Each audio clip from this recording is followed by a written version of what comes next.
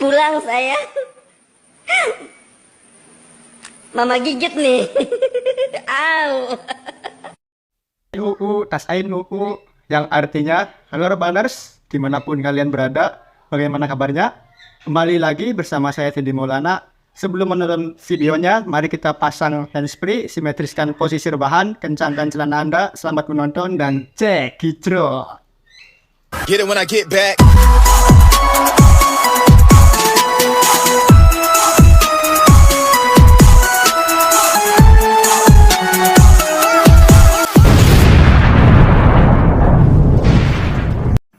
Assalamualaikum warahmatullahi wabarakatuh.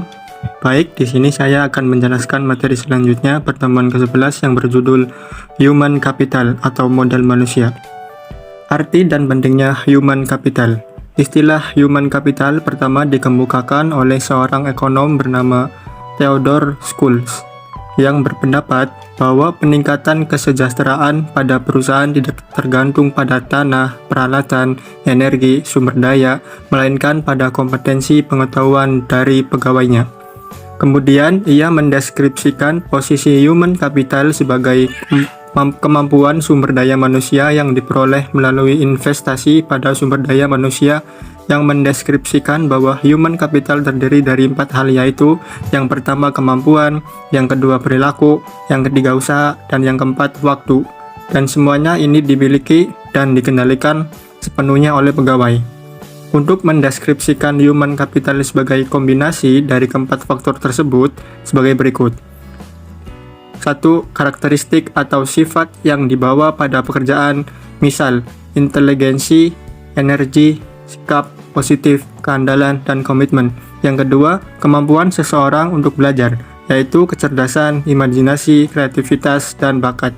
Yang ketiga, ada motivasi untuk berbagi informasi dan pengetahuan, yaitu semangat tim dan orientasi tujuan. Yang selanjutnya ada peran human capital. Sebagai kunci keunggulan organisasi terdiri dari 3 kelompok utama dari aset perusahaan, yaitu yang pertama aset finansial, misalnya uang tunai, dan surat berharga, aset disebut financial capital. Yang kedua ada aset fisik, terdiri atas peralatan, gedung, dan tanah. Yang ketiga ada aset tak berwujud, modal organisasi, aliansi bisnis, pelanggan, merek reputasi, dan modal intelektual. Selanjutnya ada hubungan kompetensi karyawan dengan human capital. Dalam meningkatkan kompetensi karyawan, tantangan utama yang harus diperhatikan yaitu kompetensi harus sesuai dengan strategi bisnis, dan kompetensi perlu diciptakan melalui lebih dari satu mekanisme. Ada 5 cara untuk meningkatkan kompetensi karyawan, yaitu 5B. Apa itu 5B? Yang pertama, buy atau membeli. Mengganti SDM yang lama dengan yang baru dan memiliki kualitas yang lebih baik. Yang kedua ada build, membangun. Investasi dilakukan terhadap SDM untuk meningkatkan kualitasnya menjadi lebih baik. Yang ketiga ada borrow, meminjam. Penggunaan konsultan atau partner efektif memungkinkan berbagi pengetahuan dan desain kerja baru. Yang selanjutnya ada bonds, melambung. Perusahaan harus mengeluarkan karyawan yang bekerja di bawah standar. Yang terakhir ada bin, mengikat. Mengikat karyawan jangan keluar merupakan tindakan kritis pada semua tingkatan.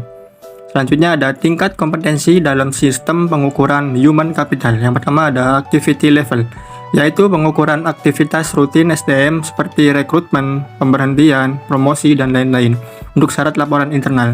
Yang kedua ada functional level, yaitu kolaborasi dengan unit fungsional organisasi, misal divisi, dalam mengukur aktivitas pengumpulan dan menerjemahkan data dan mengambil tindakan koneksi.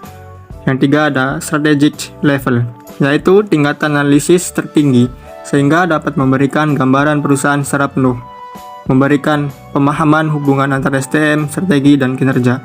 Dari ketiga tingkat kompetensi di atas, diketahui bagaimana melakukan pengukuran nilai human capital pada ketiga tingkat tersebut. Dimulai dari tingkat korporat dalam unit bisnis fungsional, tingkat terendah yaitu aktivitas dari divisi SDM. Untuk mengintegrasikan sistem pengukuran tersebut menjadi sistem yang kohesif dalam suatu jalur yang terdiri dari 3 tingkat, dan pada masing-masing tingkat terdapat aktivitas yang dapat diukur beserta hasilnya.